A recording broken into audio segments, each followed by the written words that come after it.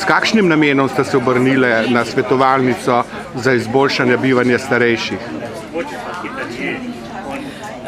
Jaz sem se obrnila na to svetovalnico zaradi tega, ker sem v reviji Vzajemnost brala o tej kakšna skupnost bi lahko živela na stara leta. In me je to zanimalo, zato sem tudi danes tukaj, da malo izvem več o tej zadevi. Vidve sta prišli skupaj v svetovalnico. Tako je, ker smo prijateljice in bi radi tudi bodoče bile v bližini ena druge ali pa celo skupaj, ampak v ločenih stanovanjih. To je pogoj, da imamo svoje komoditeto, vse toliko osnovno, da imaš svojo kopalnico, stranišče in to. V take enote bivalne manjše, ampak da imaš svoj komfort. To pomeni, da ste se že skoraj dogovorili, kako bosta sobivale. Kako naj bi sobivale, kako naj bi, če bi bilo možno. Kako bi to sobivanje sploh izgledalo na stara leta, oziroma na leta, ki prihajajo.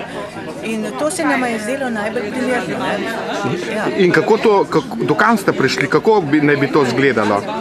Kako naj bi to izgledalo?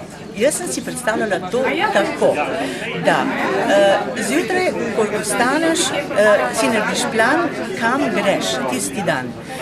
In pokličeš svojo prijateljico in vprašaš. Ti poslušaj, danes bomo pa naredili takle pohod, recimo nekam, ogledali si bova zvečer tale in tale film, zvečer bova šle v kakšen opero, recimo, v gledališče, skratka. Narediš si plan. Ja, ne, to ni nakladanje. To je realno življenje. Kaj?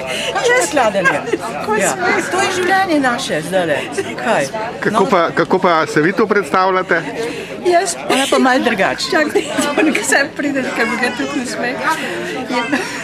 Jaz si pa tako predstavljam, da imaš zmeraj nekoga, da ga lahko kličeš in to je prijateljica zmeraj prva in če so blizu skupaj si lahko pomagate, če pa nekdo oddaljen eno drugega, pač to ni to. In rabiš polka, če ne prej, ko si malo slabšega zdravja, da imaš nekoga v bližini. In kdaj mislite, da boste to uresničili? To bomo pa uresničili v bližnji prihodnosti, če bomo živi in zdravi. Hvala lepa.